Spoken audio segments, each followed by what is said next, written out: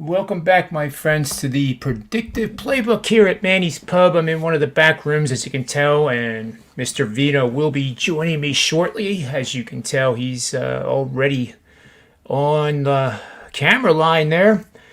So thanks for joining us today. Thank you for watching all the mini videos I do for the Major League Angle of the Day, the NBA Angle of the Day, and there's a lot going on in sports today, that's for sure. I was looking at the PGA Tour, and we had some. There's Rob.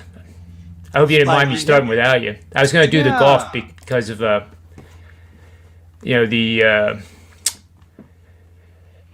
your passion is just beginning with the golf, but with the PGA Tour, Bryson DeChambeau today shot 3 under. The two holes that I've been most fascinated with the Bombers is 13 and 14, and he birdied both. 13 was playing 496 yards today, pretty much uphill, and 14 played 324 yards, and I can't really tell whether he was on the green and on his drive on 14 or not, but it sure looks like on the diagram here I'm looking at that he was, and then he might have 3-putted, but maybe he chipped on and 2-putted. No, he would have chipped and 1-putted. I don't even know this game, but Bryson is actually 3 under, and that is light years behind the leaders, who are right now, because this is a mind-boggling score here, 9 under J.J. Spawn. Now, that's a name that has not appeared in years. So I guess it's very good to see that. He shot a 63, and Rafa Cabrera Bello, it's nice to see him back playing well ahead of the PGA next week. He shot 8 under at 64. Aaron Weiss, who we talked about on the show yesterday, -8. He's tied for second. Doc Redman, who, really can hit the ball a mile. And if he ever gets hot with a putter, I mean, that guy can win any single week. Ben Martin was 7 under. Seamus Power, what a name that is for a golfer. Seamus Power, 7 under. Schwartzel, who we talked about yesterday, 7 under. Luke Donald, 7 under. Sergio, 7 under. And there's still guys on the course, but there's a lot of names on the top of the leaderboard today that really weren't ones that we had discussed as being reasonable candidates to win the thing. Mark Leishman was 1. He's 6 under. He's in good shape. Jordan Spieth is 5 under, and he's on 10. So he could easily shoot 4 under on the back and match that 63 yet before the day's out. So he could easily shoot 4 under on the back and match that 63. So, Rob, let's see. Sir. Where do you want to go with the show today? I think it's going to be you, me. Do you know if Ski's coming on? I think I talked him into coming on around 4:45. Okay, cool. Because we did have one cancellation, just something with the schedule came up, so that particular guest will be coming back on Tuesdays, so that'll take up that slot nicely. So, I wanted to take a look here at the NFL schedule for Week 1, if you don't mind. Sure. And granted, we don't have, I don't have my database set up or updated with these lines yet, but we can look at them. And I have to say, the one game that is sticking out, and I would love to have Las Vegas Chris come on for this, and maybe we can invite him on for a show next week to talk NFL Week 1, is the Miami New England game. Okay. And that opened at -1.5, and is currently opened at 1.5, and is now currently 2.5 already. Money's coming in on New England, which I'm kind of not surprised, but I do think New England is flying under the radar, mainly because they had so many guys that opted out last year Right. They had a very bad season to begin with.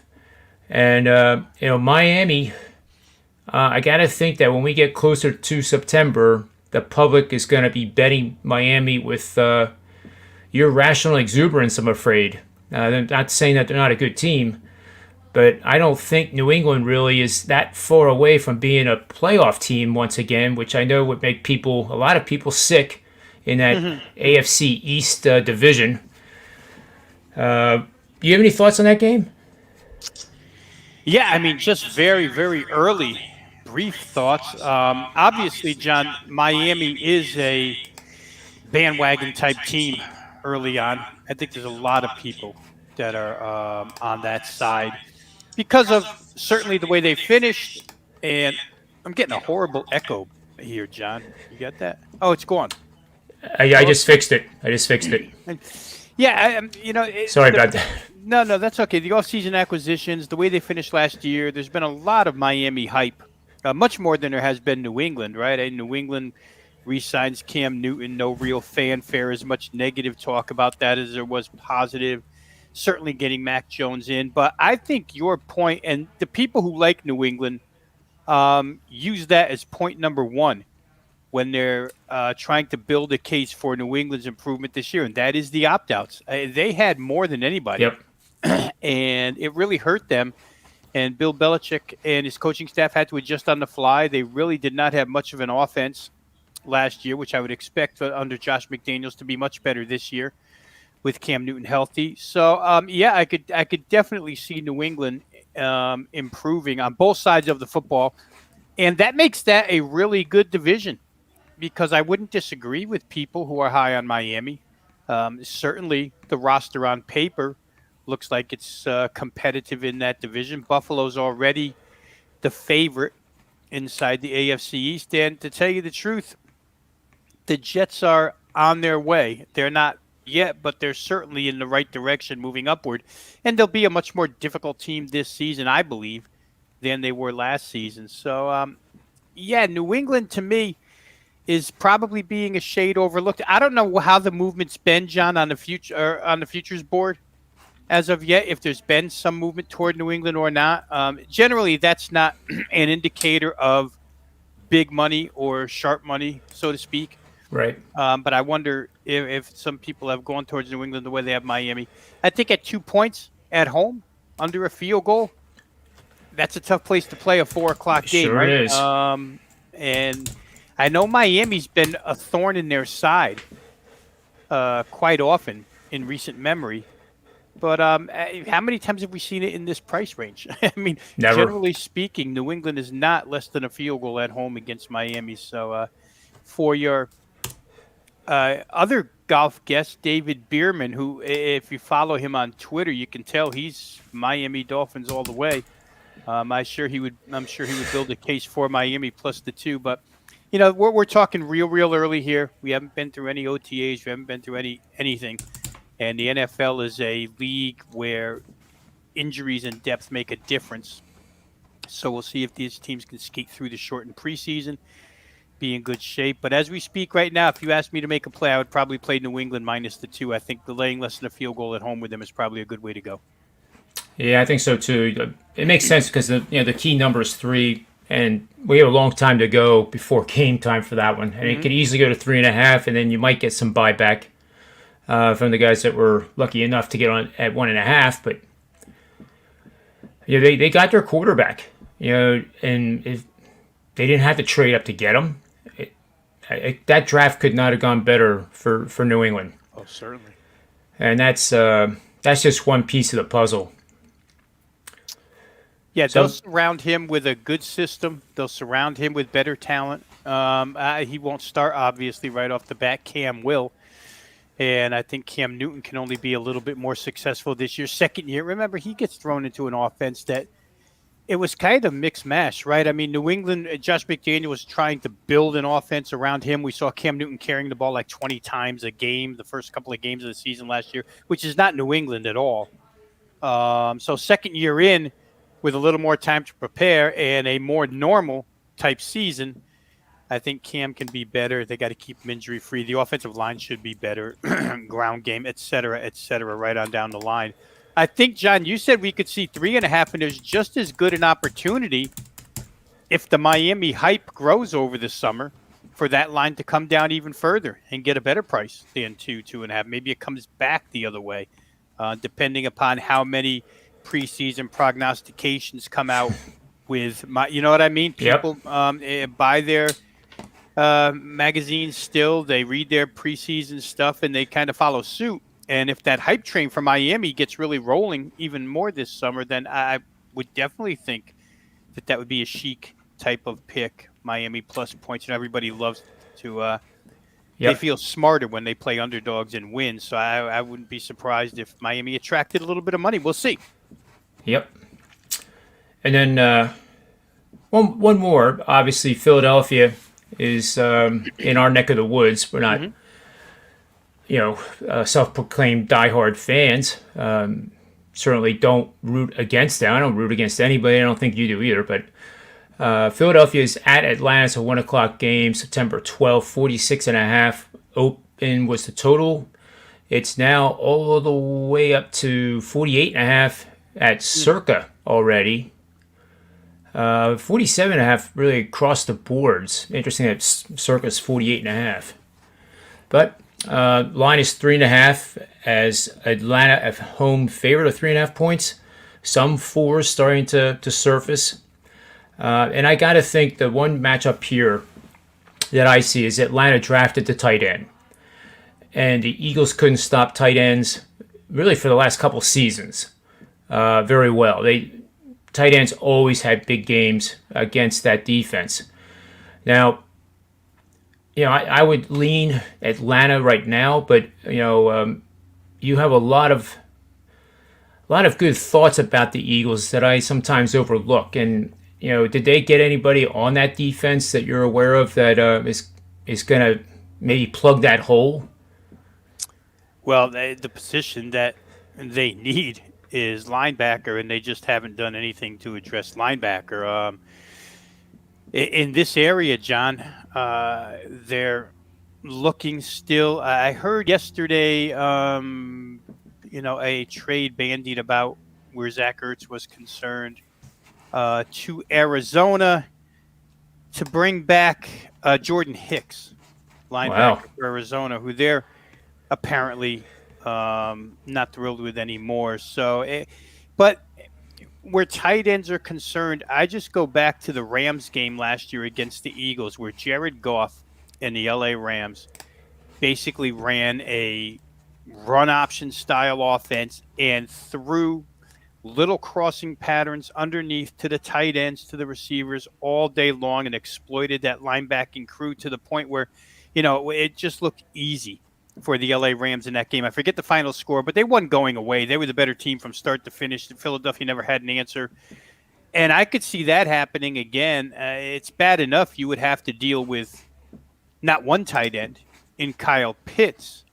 But where Atlanta's concerned, they're a two tight end offense. Anyway, Hayden Hurst, the other tight end, is a real good pass catcher. And then you have Calvin Johnson and Julio Jones on top of that. So the Eagles secondary is nothing to write home about. We know from last year, if they don't pass rush, they get torched. And Atlanta's not a team to start with a run first style offense. Now we have to note that they're under a new head coach, a new staff, but Arthur Smith, the new head coach, was the Tennessee Titans offensive coordinator, and he's a tight ends coach by nature, by trade. So I would expect him to exploit Philadelphia there. How many points can Jalen Hurts and company put up? Maybe that's why you see the boost in the total at Circa, because this could get to be a fireworks type of game. 27-24 as we speak right now, and as I continue to just run this stream of consciousness with thoughts in my head, you could see that happening. 47 generally a key number where totals are concerned, 48 as well. So you have to really expect the game to go to that next level, which to me would be 51. 49 is, it's got to be made a certain way, 28, 21. Otherwise, there's no common way to make that number. You have to get up to 51. And in that case, 27, 24 to me if the Eagles' offense with Jalen Hurts catches Atlanta by surprise a little bit, that's very doable in that particular contest. So I know I heard a lot of Philadelphia guys yesterday not worried about the Atlanta Falcons, but they probably should be worried a little bit about the Atlanta Falcons in Atlanta. That will be a home opener, first game of a new regime. There's a lot of energy. There's a lot of motivation to perform well first time out, as will be for the Eagles for sure. Same circumstance, right? New regime, but it's on the road, indoors. Tough to keep pace with Atlanta. We'll see. I think Atlanta's made some improvements this year. Yeah, I think Atlanta's going to be a lot better with that tight end. And Matt Ryan, who graduated from Penn Charter in Philadelphia, and I attended Germantown Academy. That's the longest high school football rivalry in the country. So, again, it was, the rivalry is the rivalry, but, in high school, it's not like Alabama Auburn. But it's always been fun to watch Matt Ryan, and, that Super Bowl against the Patriots that, I didn't really like seeing that, even though I was on the Patriots and I had the horseshoe that day. It's one of the many times, for whatever reason, Rob, and I'm not bragging, but I think it's a abnormal record. I am 18-3 in the Super Bowl. Hey. Now, there was luck with that. We don't have to go back too far with the New England game against Seattle. Correct. That was a lucky ATS win, and there was other ones. The Atlanta Falcons 28-3, and they puked the lead because the defense was on the field too much in the first half, and then some really questionable head coaching decisions. Because I said in that game, at least 4 times in the last quarter, Falcons would make a brilliant play, and I'd say, well, that should do it, but then all of a sudden they would run a play that was just mind-blowing bad. And you just kept seeing, Brady just licking his chops, and we know what happened.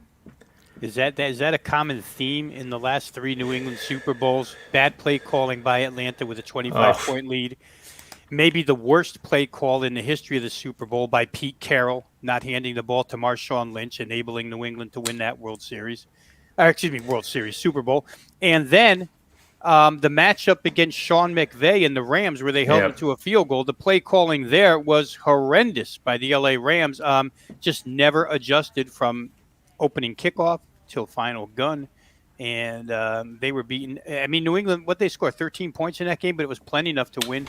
Yeah, I think it was 13-3. Mm-hmm. So it's been bad on the opposing side. In situationally, it's been bad. In the LA case, it was bad the whole game.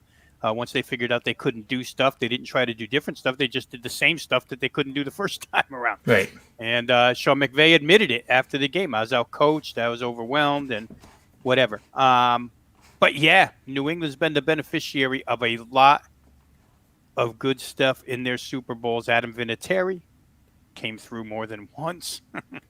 So, yeah, it takes a little bit of that to win that many Super Bowls for sure. Yeah, it does. And they had they had a couple, I guess the 2 wins by the Giants were impressive wins to say the least, but the one did carry a horseshoe on their side. Absolutely. With the helmet catch. And the play before where there should have been an intercepted pass by New England right in the defensive back's hands. I'm missing his name now, but dropped to allow that to happen. Certainly. Yeah, that was the 17-0 season, I think, where they got caught in the Super Bowl. I think, you're right. You're absolutely right. And I think that was also the Super Bowl where Giselle stated that my Tommy can't do everything. And Edelman dropped that one ball. I think that was that Super Bowl. I mean, how many times did Edelman make unbelievable catches, and then just get just hammered by a linebacker and just pop right back up and off we go? Yeah, his wife might make that statement. Tom Brady himself would never make that statement. He knows. No. He's been the beneficiary of Julian Edelman and his toughness and his ability to catch a football. And before him, Wes Welker. There's been some guys. Amendola. Amendola that he's been able to count on, including Rob Gronkowski on down the line. There's been guys. I mean, if you go back far enough, Deion Branch was a guy Yep. who he could count on in one particular Super Bowl. So, the husband would never make that statement, but Yeah. The wife will say what she'll say. Yeah, it was right after the game too. Reporters are pretty smart that way. You get somebody that's emotionally Right. charged, and we're all human. But the weapons he has now at Tampa Bay, I can't come up with a team right now. I'm sure we will when the season starts, but right now, I mean, who is out there that can beat Tampa Bay? He's never had this many weapons. They just improved the defense that was already really good. It just seems like another. If that team can stay healthy, that's another factor in the NFL and the winner of the Super Bowl. The teams that stay the healthiest and keep their quarterback upright are usually the ones that find their way to that championship game. Yeah, and I mean, immediately you think because Kansas City was the favorite in that Super Bowl, so now Kansas City's back to health. And if it was a return matchup with everybody, the starting 22 against the starting 22, would Kansas City win that game? Their offensive line was just picked apart by And they were beat up too in that Super Bowl, right? And they got unhealthy at the wrong Yep. time. So the NFL is always one or two injuries away from really getting turned upside down. And I think that's why in the NFL, more than any other professional league, we see teams go from fourth place to first place in a division, or maybe from fourth place to a playoff berth in a division on a yearly basis. Yep. And, we see teams into that we didn't expect at the beginning of the year. But injuries, more than any other sport, I think play a big role in the NFL. And you have to stay. You know what, John? You have to have the depth. Some teams survive it, the injury bug, and some teams don't.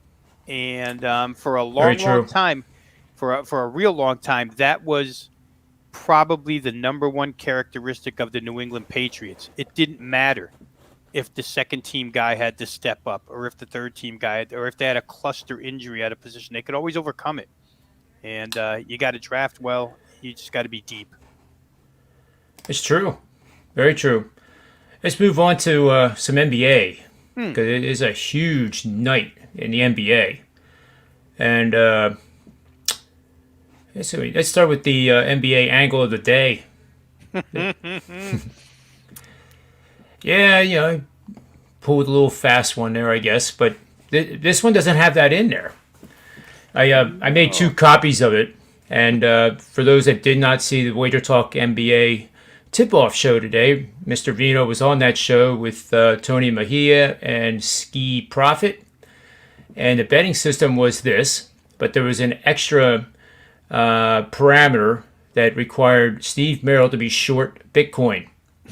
And just send him a direct message if you really want to have fun, and say, I'm thinking of shorting Bitcoin and doggy, and what do you think I should do? Do you think I should do it?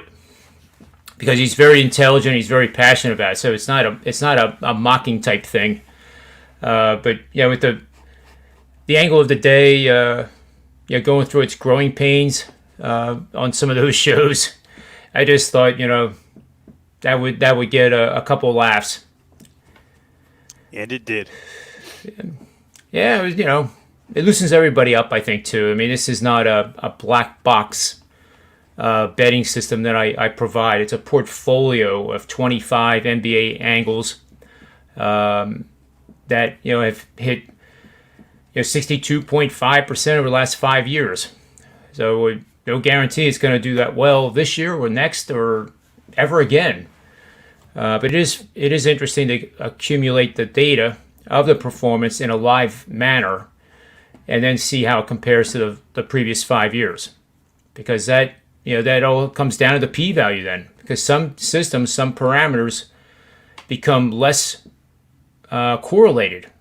And therefore the system will become less strong because of the evolution of the game. We have increased scoring from 4 years ago. And we've been basically in that 111, 112 for the last 3 seasons. And the game's going to evolve again. I don't know what that's going to be, but it's going to evolve again, and that can change some of these systems. And it changes I think sometimes the way we handicap games, because this year we're constantly looking at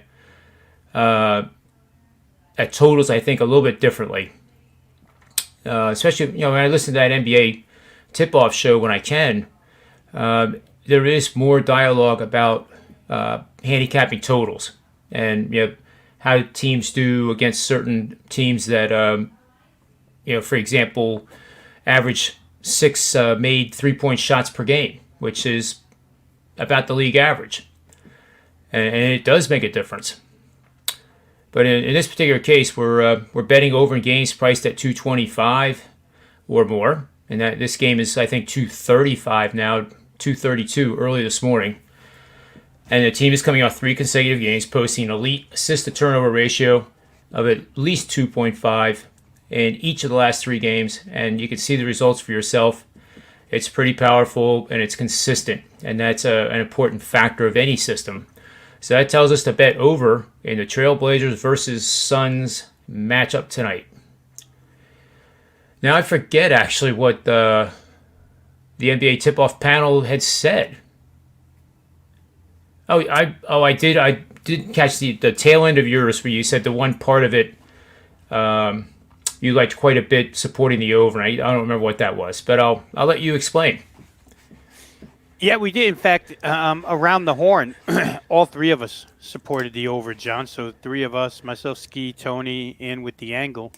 I played that game already. I got a little bit better price, but yeah, it was a play of mine today to clients as well, the over. And I feel like for the Phoenix side, defense has eroded to a point where they're almost talking to themselves. Now, it's interesting when teams go bad in a certain area, and you start to read a lot of quotes. We have to be better at this. We really didn't compete at this. And for Phoenix, all those quotes, you fill in the blank with defense. It's been really bad. They've allowed 50% or better in 6 of their last 8. They're giving up points by the bushel. And Portland is a team that will attack you on the perimeter. And Phoenix hasn't been real solid as a perimeter defensive team as of late. So you get a trio like Damian Lillard, CJ McCollum, and Norman Powell, who shoot a combined 6 of 20 last night in their game in altitude at Utah. And you just expect those numbers to come back to form here tonight. One of those 3 guys, in my estimation, if not 2 or all 3, is going to have a pretty big night shooting from distance.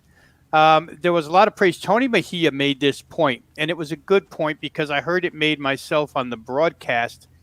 Maybe it was last night against Utah in the Portland game, but the relationship between Damian Lillard and Jusuf Nurkic, the center for Portland, who has been hurt so often for this team, but now healthy, and how they are able to operate the pick and roll, which results in either baskets for Nurkic or baskets for Lillard.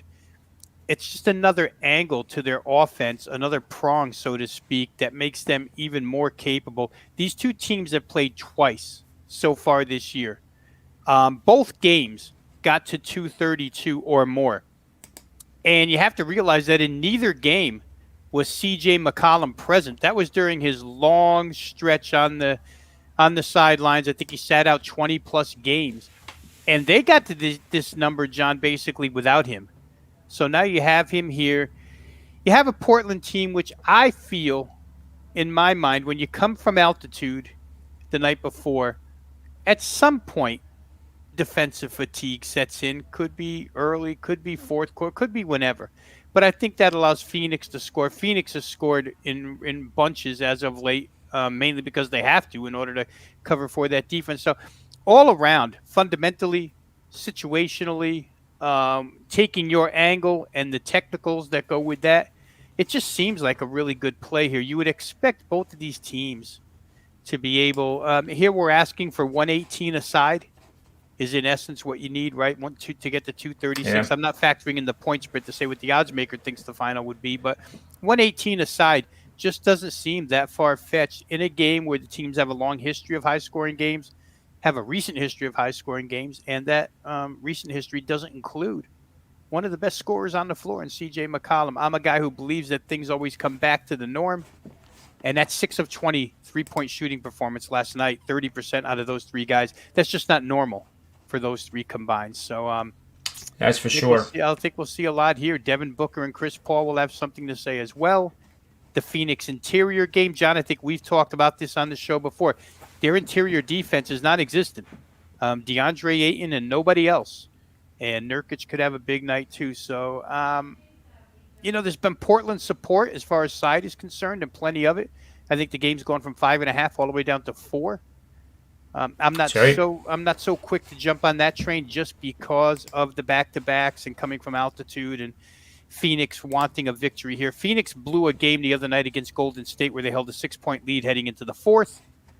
Did everything right. They shot over 51% from the field. They held Steph Curry to 21 points. They held Golden State to 27% three-point shooting, and they still wound up losing because Andrew Wiggins got the best of them. And I know Ski was laughing because in that game they employed a defense that they worked on the day before against Steph Curry.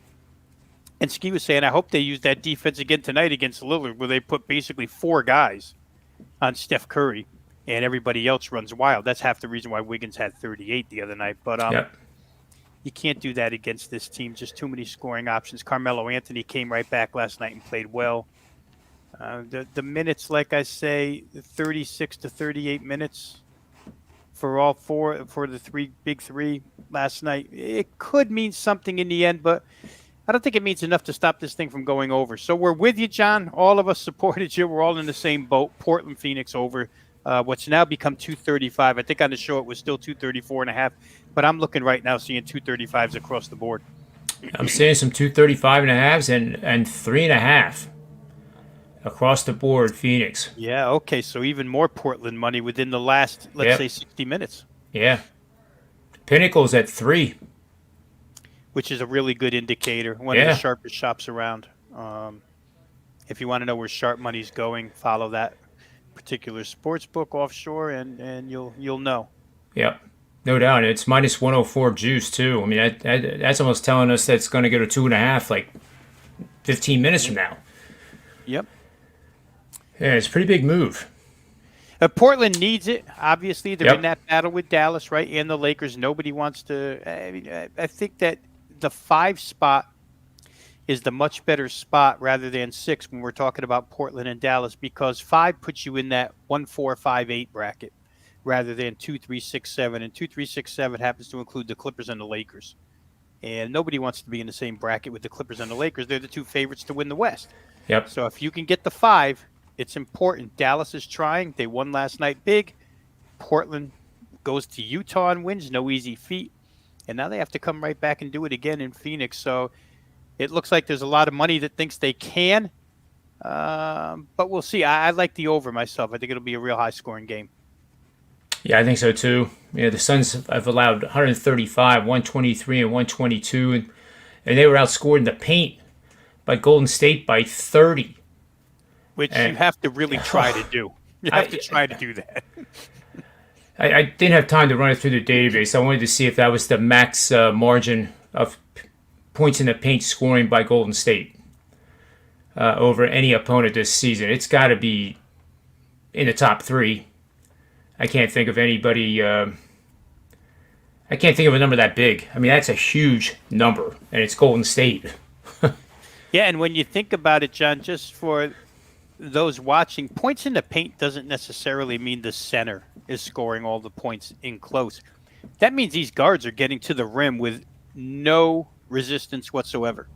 That's part of in the paint. Layups, little floaters, short jump shots, fast breaks, whatever. But Golden State, you have to really work to get outscored by that number in the paint by that team, which is much like Phoenix. I mean, they're 2 in the same. They just don't have a real good interior presence for Golden State without James Wiseman. I mean, there's games where they play Draymond Green at center from the get-go, and there's games where during the game he'll be the center when they go real small. So, that's not a good number. That's not a good number whatsoever. No, it's not. I think they gave up a lot of second chance points in that game. I remember reading the second chance points for Golden State were really high, which means blow the first shot, get another opportunity, make the second shot. That can't be done against Portland because with Nurkic and Enes Kanter, they'll just score at will down there. And those guards, Norman Powell will penetrate, C.J. McCollum will penetrate. Carmelo is famous for sort of a really nice mid-range game as well. Could be problematic. Yeah, the Warriors rank 22nd in scoring in points in the paint. So that brings it to light too. That's just amazing that it was a differential of 62 to 32. And the Suns gave up I think it was 29 points on second chance scoring. I mean, you just can't do that. Right. You can't do that at the high school level. Now, the coach will tell you that they just lost focus in that game. But that's coach speak for we haven't played defense really good for 3 weeks now. And it's funny, John, because Phoenix, to start the year, the whole philosophy was changed in that place. And when they got off to their really hot start, I mean, give them credit. They've won a lot of basketball games this year. But when they brought Chris Paul over and Monty Williams had his, I've mentioned it before, his little catchphrase, be a pest on every possession. That's what they were to teams early on. They're no longer that pest. I don't know if the condensed season has gotten to them because this is not a deep team. When you look at their box scores, they don't run 9-10 guys out there. They run like 8 guys out there. And when they're injured, it's, 8 guys with maybe the 11th or 12th guy off the bench as the 8th guy. So maybe the condensed schedule has gotten to them a little bit. They've had opportunity. Joe actually brought this up on the previous show, the NBA Tip-Off Show, that they have had opportunity to get that number 1 seed because Utah's now lost 2 straight. But Phoenix hasn't been able to capitalize. They're still mathematically alive for it, but if they don't win tonight, they're out of it. So there's kind of urgency on both sides here to get a W tonight. We'll see. I just hope that the points fall steadily all game long. Yeah, that's awesome. That's going to go a long way. Another game that has similar ramifications is in the Eastern Conference when the Philadelphia 76ers go down to the Miami Heat, and the Sixers won the first 2 of this 3-game season series.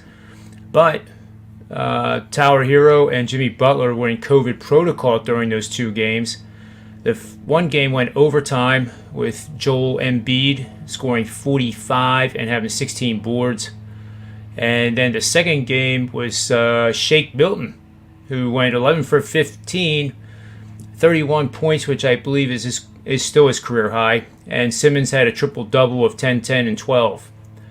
So with Jimmy Butler and actually it was Adebayo was in COVID, not Tyler Hero.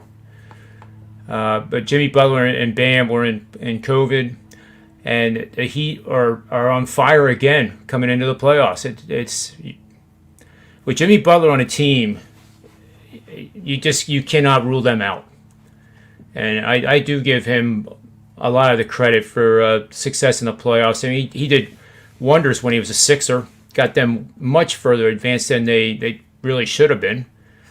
But they've won 6 of 7, 10 of the last 13. They can still catch Atlanta for, I believe, that would be the 4th seed.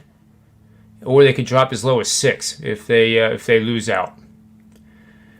So Joel Embiid, I saw, is listed as questionable, as is Butler with that that terrible injury.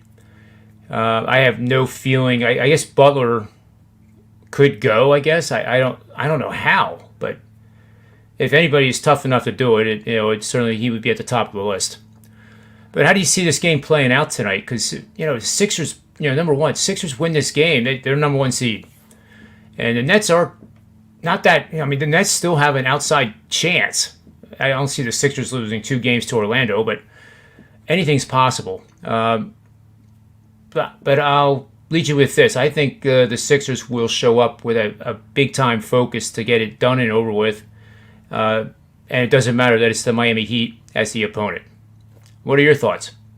Yeah, I would agree that they're, especially off of the Pacers loss, right? They lose to the Yep. Pacers 103 to 94. And when you only scored 94, nobody scores 94 against the Indiana Pacers nowadays. And you scored 94 in 3 quarters against that team. So it was a bad offensive performance. I think a lot of that had to do with it. It's the first time in a long time that they had been without Joel Embiid as their number one option scoring. So I would think that this second game now without him, they bounce back, especially on the offensive end. Now, Embiid was left behind.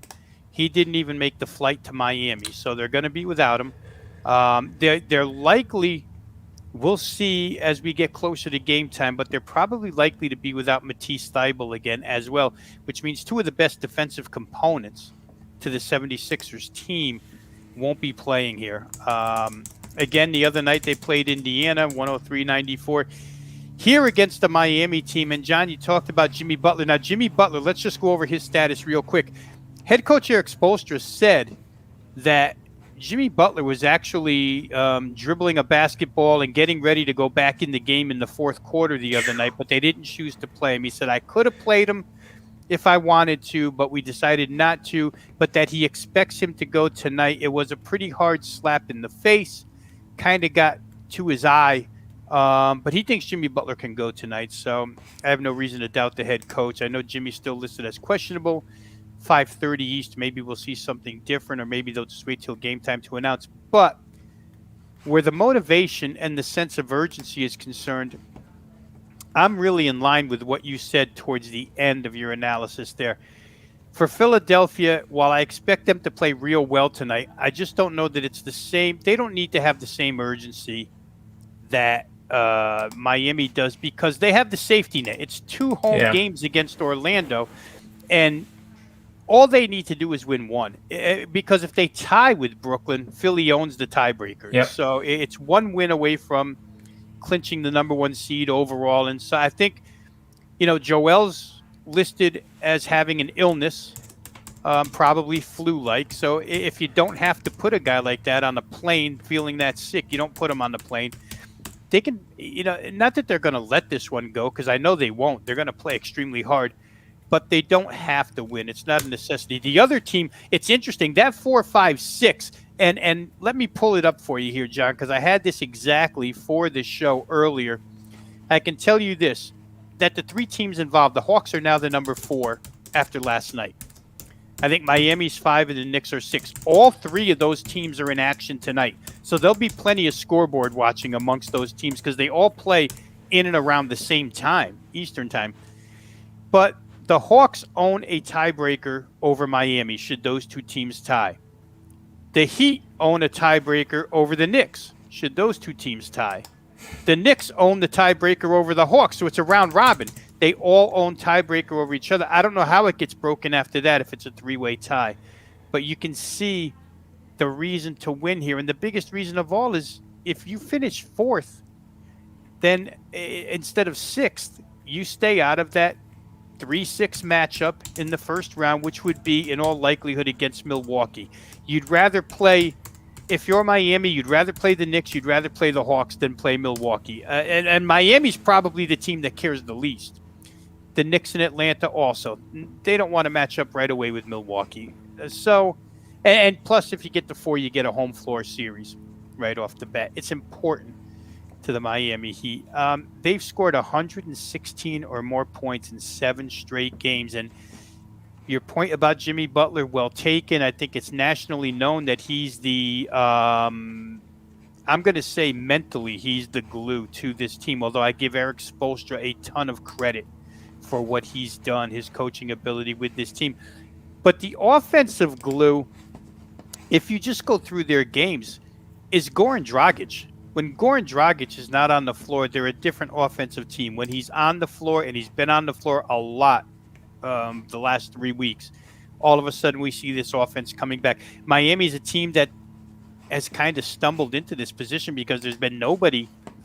While a lot of teams have been injured, Miami's been injured all season long, whether it be Jimmy Butler, whether it be Bam Adebayo, whether it be Tyler Hero, whether it be Goran Dragic, right on down the line, they've had injury after injury, and they haven't really been together for much more than this past week and a half.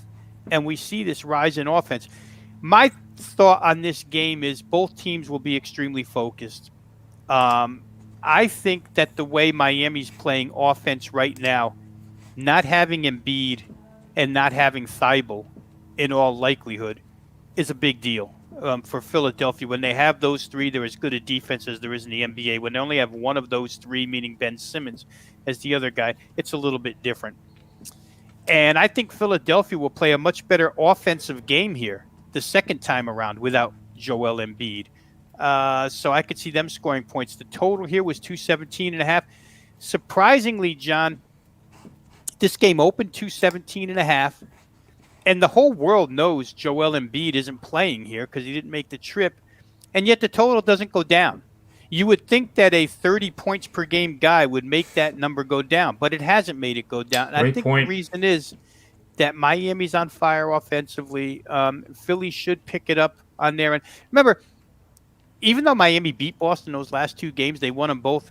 Boston did an awful lot of damage on the offensive end. They just couldn't stop Miami. I think Philadelphia. Korkmaz is back, one of their better three-point shooters. He will play tonight. He hasn't played in, I think, the last three. It might be the last two. But when I start adding all these things up and look at a total of 217.5, I pretty much think that this is going to get up and over the number. It got over. You talked about the two previous games, right? Miami played a lineup in that overtime game. I can't recall it, but I know it was like the entire bench started for Miami in that game, and they scored a ton of points against the 76ers that night. And in the second game when Shake had 31, that was a big offensive night for Philly. I think both teams get it done here tonight. We're looking for 109 each to get us to 218. That's the way I like it. I could see either team winning. I think there's more urgency on the Miami side, but I like the total over here based on the way Miami's been playing and based on the lack of a couple of key defensive components for the 76ers. And then the third thing would be, of course, I expect the Sixers to play much better offensively than they did last game out against Indiana. Yeah, they only scored 32 points in that second half. That was crazy, right? 62 and then 32. Yeah, that doesn't make sense. Not against Indiana. Yeah, maybe the Miami Heat of the 1990s, but right, not the Pacers. But it does. I ran a little query while you were talking here. Games that Simmons plays, but Embiid doesn't. Mm-hmm. It is 11-5 to the over, and that supports that as well. And that is interesting. I mean, that's a tip. That is a perfect case study in contrarian betting because your star player, one of the highest scoring guys in the league, is not playing. And look at the results because the market overreacts. But in this case, it's not reacting at all, which, it's... with this downdraft in the stocks that we've had this week, when you have a downdraft like that and there's a stock that is unchanged or actually up on the day, that's bullish. And that's what we're seeing here in this total, where the news should have been really negative for the total. It should have gone down a couple points. Mm-hmm. It didn't. It stayed rock solid at the current level, and I think that's bullish for the over. Yeah, sometimes you have to read the line. And it takes experience to read lines and what it's telling you, but sometimes you have to use that as a component, and it can be a pretty good signal to, well, not necessarily a signal to whether you're going to win or lose, but a signal to where sharper money is being placed. And if there was no sharp money on the over here, this thing would have fallen. I don't have it in front of me, John, but I think the other night against Indiana, the total might have fallen a little bit, maybe a point or so. But again, to those who would ask the question, how could you possibly play a Philadelphia game over when Joel Embiid isn't present? The answer isn't just, his offense is missing. The answer is his defense is missing, and that helps the other team score. When he's not, you see the last game he played before the illness, I forget who it was against, but it was a close game, down the stretch, and he made defensive play after defensive play after defensive play, and it's not that Dwight Howard isn't capable of doing it. Dwight Howard's just not capable of doing it for 36, 38 minutes like Joel Embiid does. Howard plays his 21 minutes and comes out of the game, and maybe you see Mike Scott at center. Mike Scott started the other night, and that just opens up the lane. Guys driving to the basket like Jimmy Butler, like Goran Dragic, these Miami Heat guys, Bam Adebayo in the middle, they're unafraid. If Joel Embiid is not in there, they're unafraid. And it just results in more points at the paint, more fouls being committed, more foul shots being shot. And that's how you get to playing an over 217.5 in a game without Joel Embiid. And I think, John, one more thing real quick, because you said it's 11-5 to the over without Embiid, but with Simmons. We didn't see it as much in the second half the other night. But I tend to think that when Joel's not on the floor, Philadelphia picks up the pace a little bit. Ben runs a little more. The team runs a little more. It's an athletic team. They love to get out in the open floor. And I think that's another component that we might see tonight is Philly getting a little bit of a running game going here for at least stretches during the contest. Yeah, and I would think Simmons is probably going to be on Butler, that's just a great matchup to watch. That's what I would think at least. I mean, Simmons is usually playing the best guy on the other team defensively. Yeah, absolutely. And what they'll do, of course, Ben can play away from the basket, but Jimmy's not afraid to be an assist guy.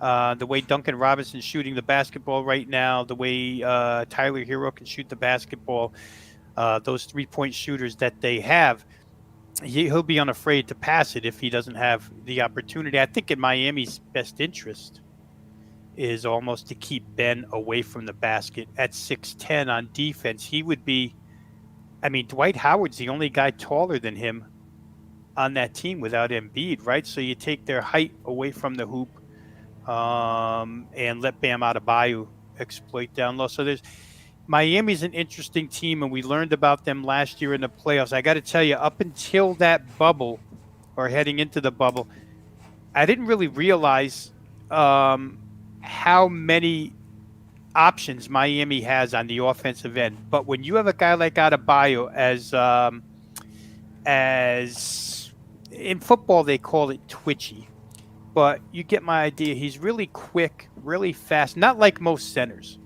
Pogo stick like when it comes to going up for rebounds, up, down, up, down. More centers are flat-footed, where Bam isn't. And when you have that interior presence and you have that outside three-point shooting, and then you have penetrators to boot like Dragic and Butler, it's hard to guard everything, right? It's hard to guard. Joel can cover a lot of that stuff. Just send him my way, and I'll take care of it. And that's what Philadelphia, funnel it right into him. And to that end, Dwight Howard is also good at that, very good at that. But, again, he's like a 22-minute-a-game player. He's not a 38-minute-a-game player. So we'll see how it goes. Update on the PGA Tour here. Oh. Jordan Spieth catching fire here. He's at 7 under. There are 9 players at 7 under for the first round. There's 4 others that are higher than that at 8 and 9.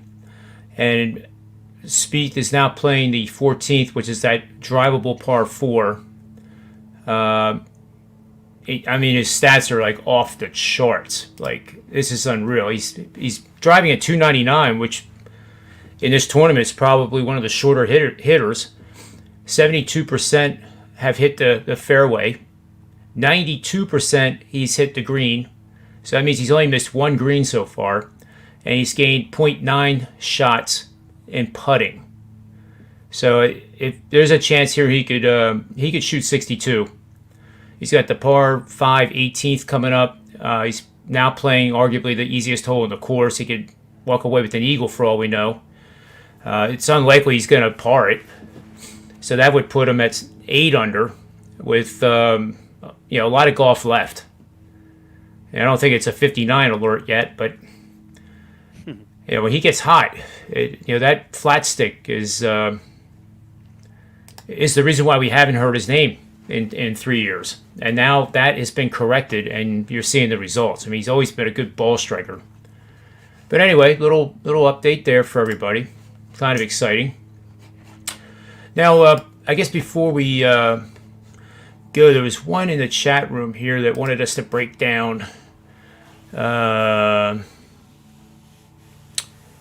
McDonald has a good question. Do you guys bet the games that you give the clients? Well, I think the answer is absolutely yes.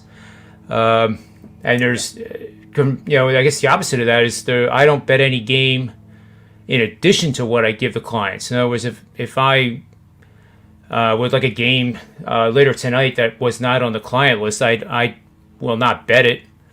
Any in-game bets I try to get out on Twitter, because that's the only way you can do it. I can give the in-game plan to the clients, but when I actually execute it, it's live. And what was the game here? We can break it down quick, and then we'll do our best bets. And I guess Ski probably got tied up. Yeah, it's after 5 o'clock. Yeah. You guys like the San Francisco Giants over the Pirates tonight? Seems too easy. I kind of like that thinking, because I would, I think Pittsburgh's done better than what you and I had thought a month ago. They had gone 20 games without being a favorite, which was pretty remarkable in and of itself. But do you have any thoughts on this game, Rob? Well, I know that DeSclafani's been really good for San Francisco. It's hard for me to gauge what we'll get out of the Crow kid, but I would imagine that you're going to see multiple Pirates pitchers. In some cases, that can be helpful.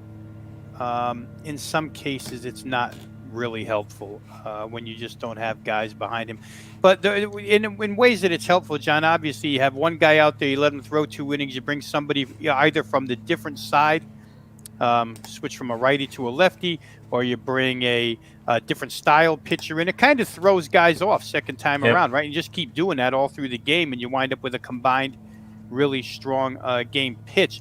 I don't know that that'll be the case for Pittsburgh. I find it hard to go against the Giants at this point in time, but the first game of a series like this, when you don't know the home plate umpire until about an hour before we might be able to see it now. I'm not sure it'll be listed yet, but first game of a series when you don't know the home plate umpires until about 60 minutes, maybe less, before the game starts, I always find it difficult because certain pitchers are going to be better. Tony does a real good job of breaking down home plate umpires, but it's something that we all look at.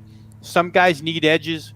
Some guys need up in the zone. Some guys need down in the zone. And then where totals are concerned, the home plate umpire makes a world of difference. So until we know who he is, it's real hard. But just off of what I see right now, the Giants are the better team. Certainly, they've got a better chemistry going. And DeSclafani's been the better starting pitcher. It's a travel situation for the Giants, which could affect them a little bit. First game of a road trip. I'm not too sure how good or bad, or how bad that would affect them here. The Pirates are given effort. They're just overmatched, right? And it's hard to say that when you look at the Giants lineup, because every night I look at the Giants lineup, I'm unimpressed, to tell you the truth. I'm just not, what they march out there doesn't seem like it should be a first place team. And I know there's been days recently on this show where you've said that you don't think the Giants are going to last, and the Giants at some point are going to become a fade, and maybe the best time to fade them is when they're in a favorites role, because you're getting price to go against them. But it's certainly proactive betting, to say the least. If you're going to choose the Pirates, that's pretty proactive. But as you mentioned, John, they haven't been as horrible as maybe we would have thought they would have been to start the year. They've been at least holding their own, so to speak. It's a game I didn't bet in answer to Bill's question. I think once you see the home plate umpire, you might have a better gauge on where to go with the total. But if you had to play it, I guess the bottom line is you play DeSclafani right now, because we have no clue what we're going to get out of the Pittsburgh starter. And I just don't like what they'll follow with. I don't think they're strong enough, deep enough, with bullpen arms, with middle relief arms. to be able to patchwork a game together with their pitching. So for game one of this series, I think end result for me would probably be small lean San Francisco. But I think over the weekend, you may find some real good spots here at Pittsburgh plus price to fade these San Francisco Giants and maybe catch yourself 2 out of 3 over the weekend. Yeah, I like it. And I almost forgot to give it one of my original followers on Twitter. Some of these guys, you stay friends with, and, when you had 200 followers and all of a sudden you got 210 and it took a week to get to 10. I mean, you feel good about it. But Alex is his name, and he says Moscoso, umpire for the Royals game today, he's an over guy. And Turnbull for the Tigers is 1-17 straight up versus the division. So I think the Royals game was this afternoon, right? Yeah, I'm looking here right now. It's a final, and Detroit won the game 4-3. Detroit won 4-3. But it didn't go over. Total in that game was 9, so it stayed under. Yep. And I think that's a series sweep for the Tigers. I think they won all 3 against the Royals, which Detroit hadn't been winning much of anything as of late. And I will say this real quick, where the Detroit Tigers are concerned, their manager came out and said that the return of Noel Mazzara to the lineup, he'd been on IL for a while, he said made a ton of difference. This was first game of the series. He said he makes a ton of difference in our lineup. They stick him in that cleanup slot against righties. They stick him in the 6 hole against lefties. And he lengthens their lineup, and he gives them more pop. And the guy shows up for 3 games, and they win all 3. Now, Kansas City's on an 11-game losing streak after this one. So they're not exactly, world beaters. But I think maybe something to be said about the competitiveness of the Tigers with Mazzara in that offense as opposed to without him. Because those offensive numbers, John, and I know you look at it every day, but batting average, on-base percentage, slugging, OPS out of the Tigers prior to that series and probably still, they were horrendous. Oh, my goodness, they were horrendous. It didn't matter. Lefty, righty, no matter what you looked up on the Tigers, you couldn't find a good offensive number about that team. Yep. Just sending a message out to Las Vegas Chris, who was going to come on today, but I think we're going to have him come on tomorrow. He's able to come on in like 10 minutes, but Thursdays is the one day that I can't run it up to 6 o'clock, unfortunately. But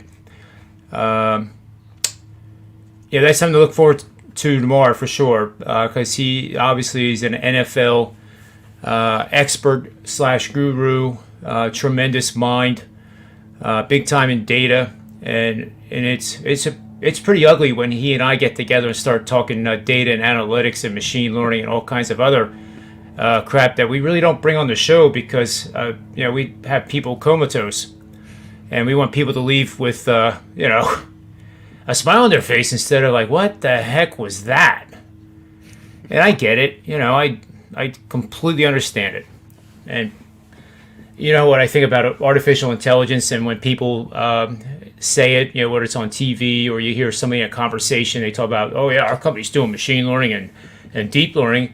And they don't know the difference between the two, let alone that they're subsets of AI. I mean, it's just a big word to say, like, hey, I'm smart, man. Wow, I know Steve Merrill, I'm short Bitcoin, and I know machine learning. Personally, I stay out of those conversations. I do more listening than talking in those conversations, believe me. This will sound a little strange, but the conversations I have on that topic are with myself. And it's silent, and it's my mind going back and forth. It's actually fun. I mean, I shouldn't put myself down like that, but it's a lot of fun to play around with different ideas, and it's you're only limited by your creativity, and anything is possible. There's an infinite number of combinations you can put into a machine learning model, and most of those models, by the way, are not just developed last week or even the last 5 years. Some of them are back to the 1950s. With one that comes to mind is Gaussian probability, and whatever you do, don't Google it. But it is a pretty advanced probabilistic model It's been around a long, long time, and it's used by, I would say, probably used by all the NFL teams when they're looking at their advanced analytics. So it's a pretty cool stuff. So hope look forward to Las Vegas Chris coming on tomorrow. We'll mute my mic. Maybe we'll let Rob or Tony be the host during that time period so that I can't get off the rails too far. But I guess for the final bets here now, I'll let you go first because I'm kind of on the fence with mine. Well, let's go back to what we just talked about, John. The Philadelphia-Miami game. I really like that over. I know that it hasn't seen a lot of movement that way, but we talked about the fact that it's staying still speaks volumes at 217.5. I've pretty much laid out all the reasoning why I like that game. I just think it'll be more high score. Miami has done a great job, and I realized that their opposition list over the course of those 7 games, the last 7 games where they've scored 116 or better, that list hasn't been a who's who of elite playoff teams. I get it. But in those games where they've scored the 116 plus, there's not a single one of those games that hasn't reached 227 points. That's 10 points more than what we're looking at tonight. So to me, I think Philly will kind of play this one loose and free, John. I don't think they'll be uptight. I think they'll come to play, but I think they're going to play a little bit loose, a little bit free, and try to win this contest and certainly try to make up for or atone for what happened in Indiana the other night. To me, to see this thing end up somewhere in the 115, 112 vicinity is really not that far-fetched. So I'm going to play that one over. I'll leave that as my best bet. Miami and Philadelphia over the number, and guess who? I guess I'm too late. I hear you saying best bet. No, you're just in time for your best bet. We're just starting that round. Las Vegas Chris was going to come on in about 10 minutes, but I don't have the time to extend the show on a Thursday, unfortunately. But he'll be on tomorrow. And hopefully you'll be on tomorrow too. I mean, tomorrow's, that's when we all have beers and stuff, and you're out there in Las Vegas or Los Angeles. It's way too early for someone as young as you to start drinking that early. Yeah, well, I don't mind the time at all. Tomorrow though, I may be out of town. I have some family whose birthday I got to deal with, and then I can stop going back and forth so much. Yeah.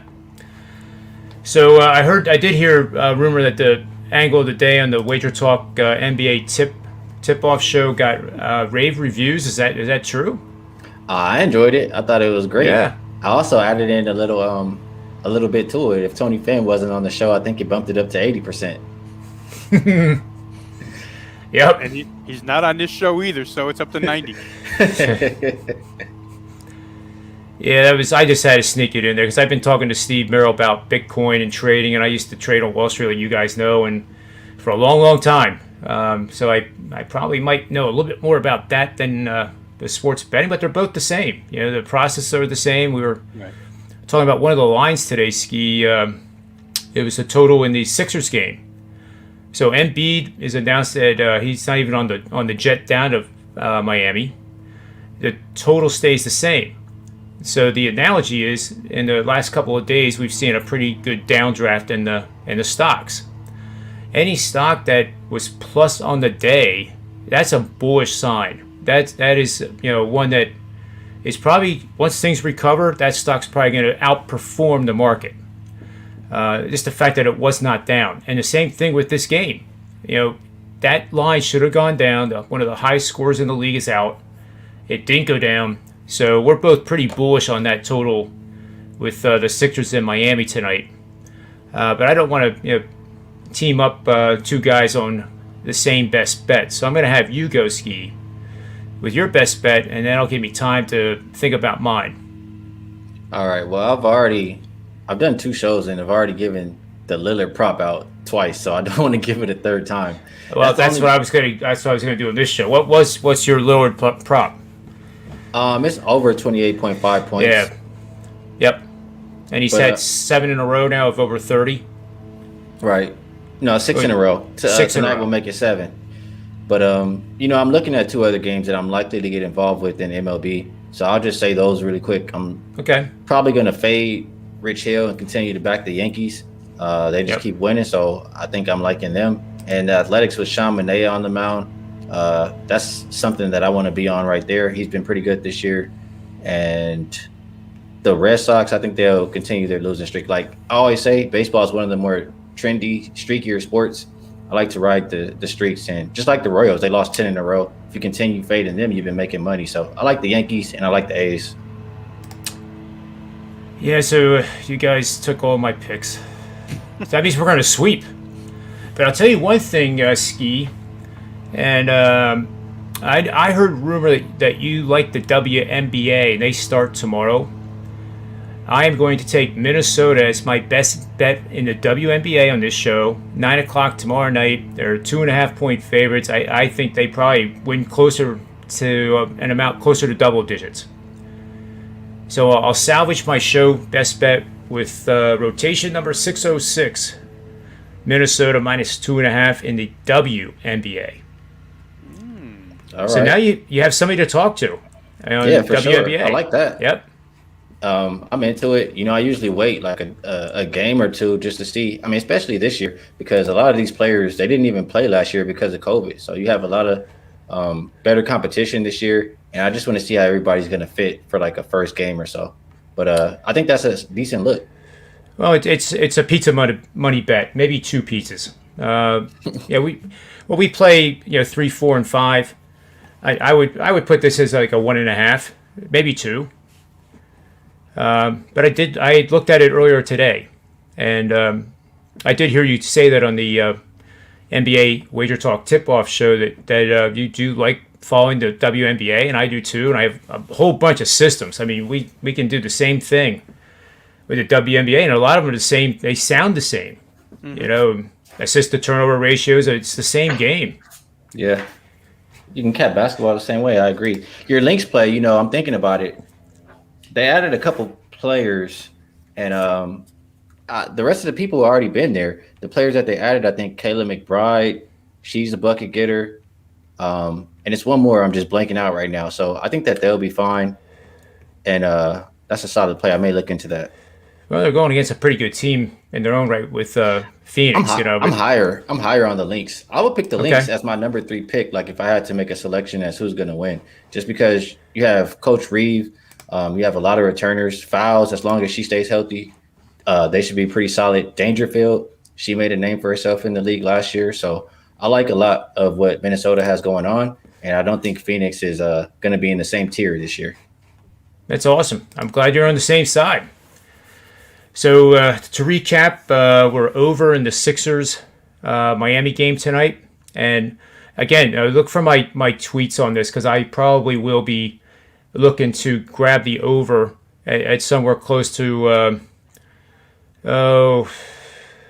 I have to do these calculations in my head, but check Twitter for sure. But 211 is what I come up with for the first 25%, and then 205.5 for the second 25%. So you do 50% pre-flop, and then look for those 2 levels during the first half only. Not betting the first half, but for the game, but only make those trades during the first half.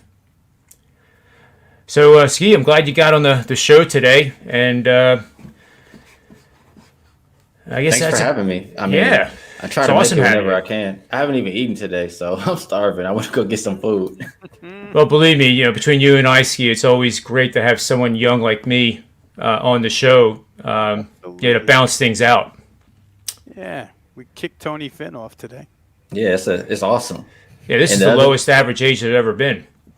I remember, too. The other player I blanked out on was Ariel Powers, so she's another good one. That's a great name, too.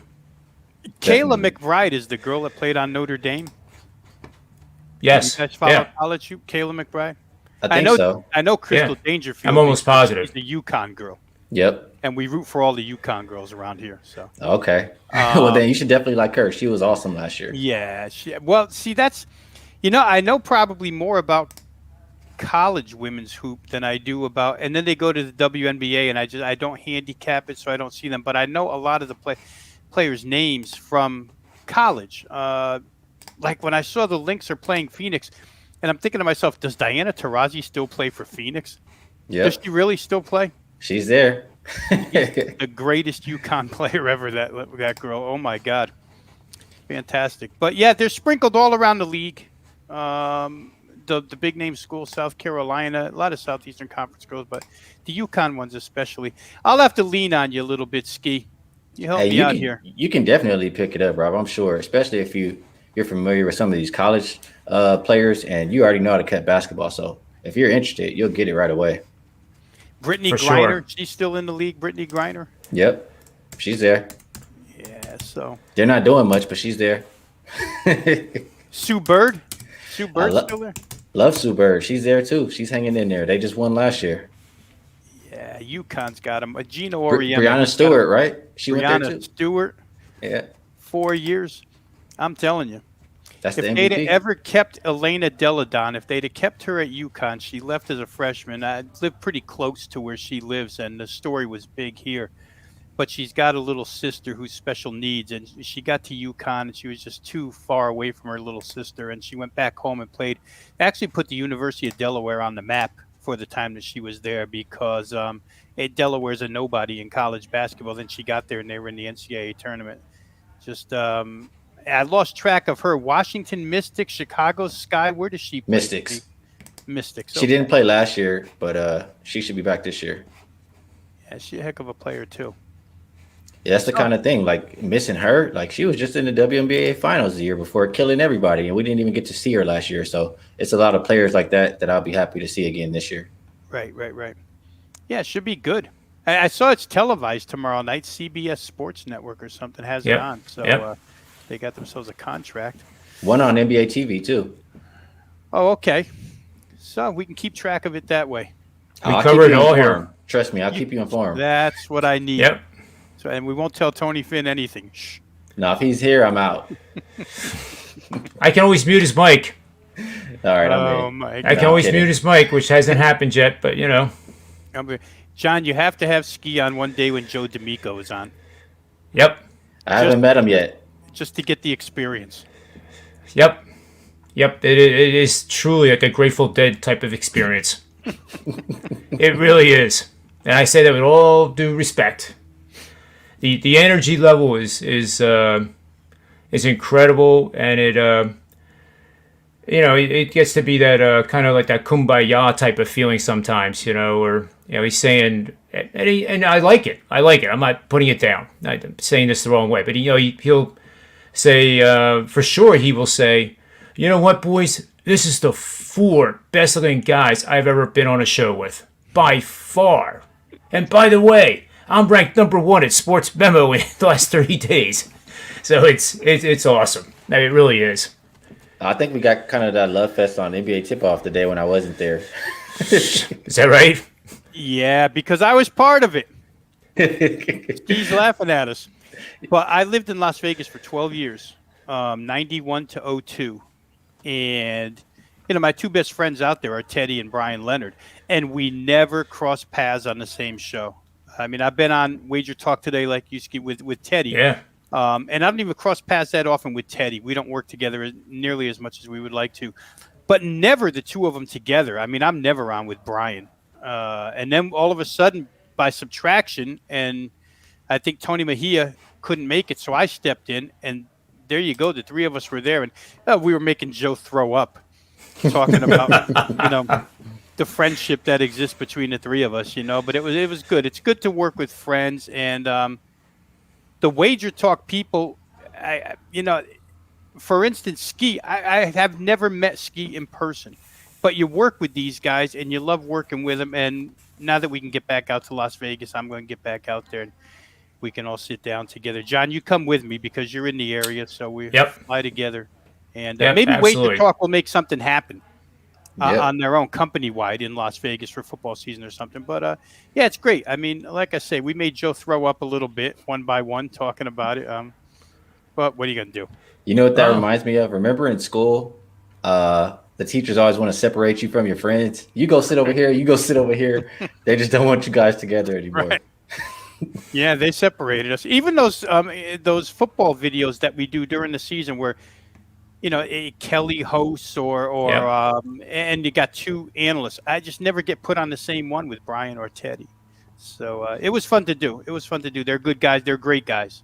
Better people than they are handicappers. I mean, they're good at both, but Yeah. they're better people. Yep. Like I said, I told the story yesterday that Brian Leonard's the only guy to ever babysit my kids in Las Vegas because he simply refused to go to a country music concert. His wife wanted to go, and his wife just went with me and my wife. We went. I mean, I didn't necessarily want to go either, but we all went, and Brian refused. He will not go. He Oh will man, not listen to any country music. I said, okay, you watch the kids. They were like, 5 and 6 and 2. He stayed and watched my kids. So he's a good man, Brian Leonard. He's a good man. Yep, that's for sure. I started with Steve Merrill, VegasExperts.com, 1998, I think it was. Ski was 3 years old. Hopefully, I was watching like 5. So I think that's, I get your, like, there's certain guys that you've known over the years that you haven't met, but you feel like you're friends. Yeah, and Steve's another one. I mean, you see his work for a bunch of years, almost 2 decades, and then all of a sudden I'm on a show with him. And even that day, we were like, hi to each other because you see, like I say, you see each other's work for a long, long time. I've been here since 1991. It's a long time. 92, maybe 29 years, and seen a lot of people come and go. But Dave Koken, I work with Koken a little bit in Las Vegas, and I work with him very little here. But you get my drift. It's just nice to have a bunch of guys that you respect. Wager Talk's done a great job. The roster they put together, I don't know if they could have done any better, to tell you the truth. They put together a roster with guys you respect, guys that when they come on, they make sense. You listen to them. At least even if they lose, you understand where they're coming from. You get their analysis. It's a great place. Yeah, and this is a great time to get a subscription over there at Wager Talk too, being that it's Thursday. You can get the 3-day one.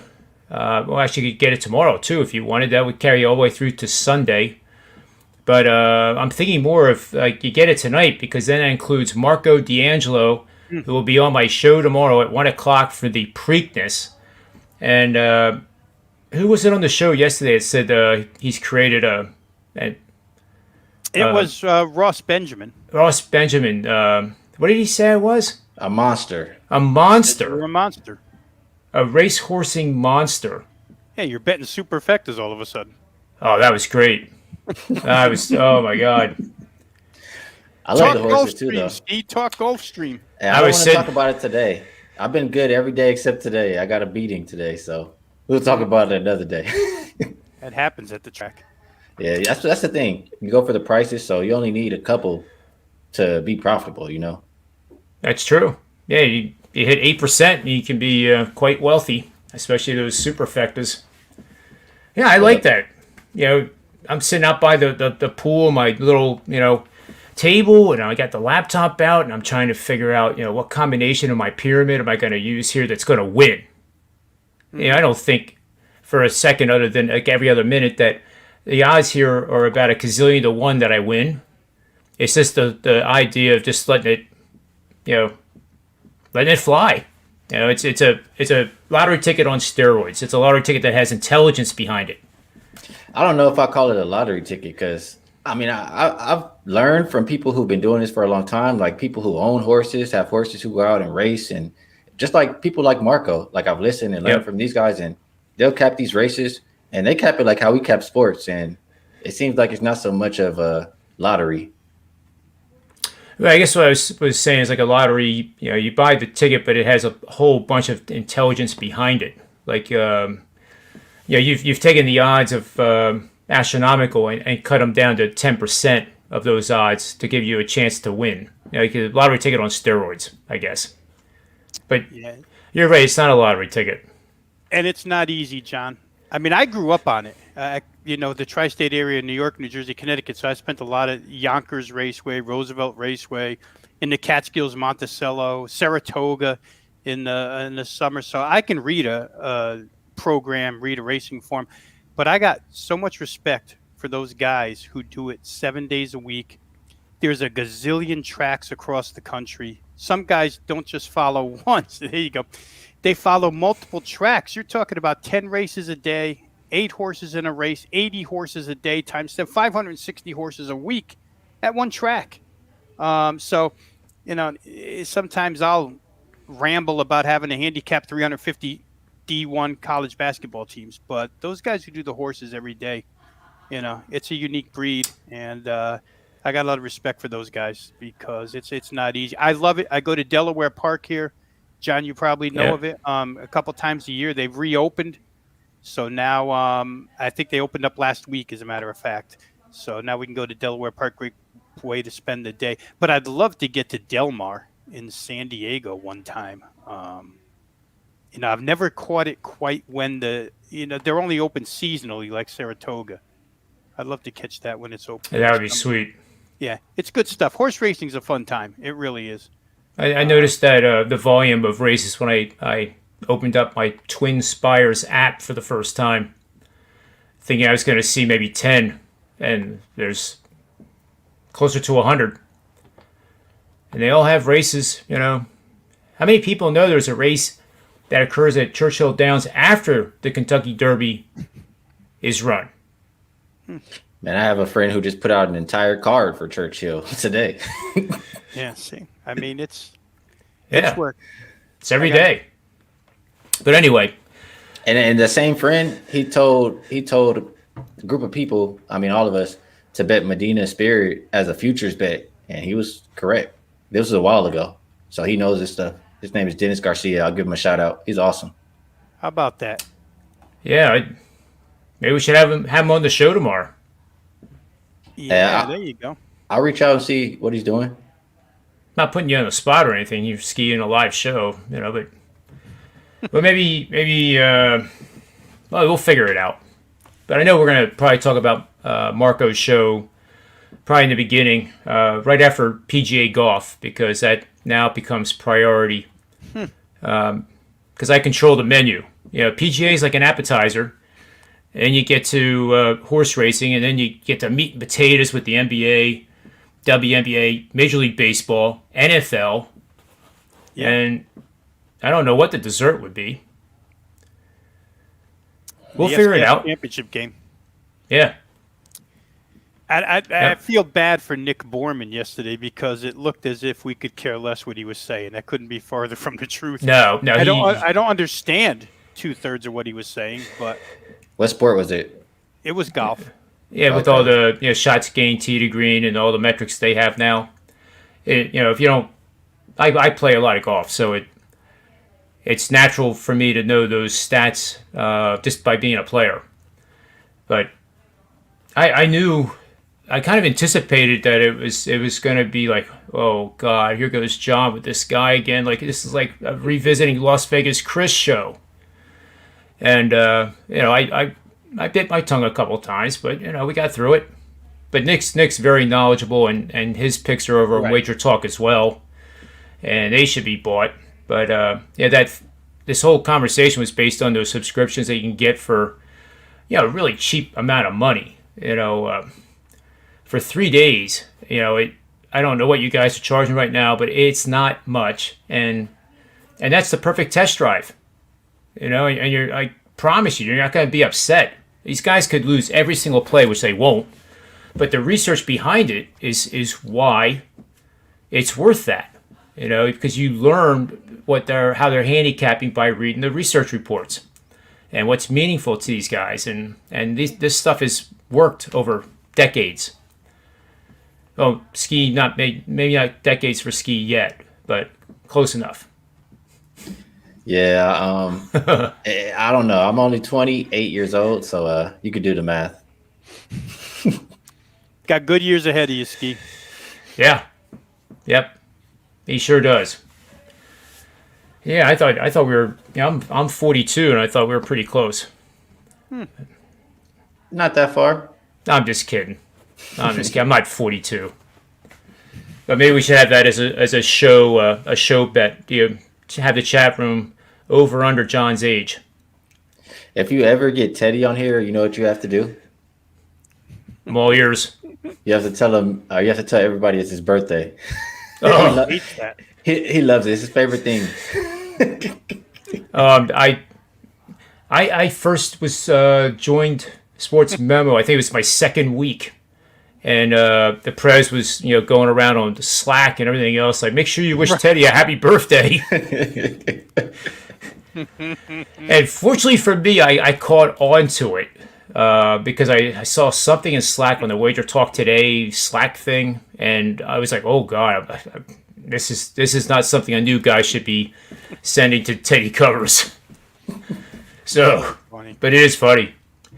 Well, guys, I guess we'll call it a day here. Like I said, we'll have Las Vegas Chris on. We'll have the results of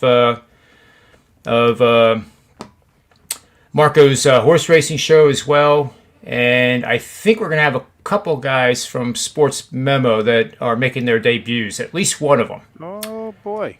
So, we're rotating those guys in as well because they're very good handicappers in their own right. And it's all fun. And we'll get an update on Tony Finn's COVID shot. Yep.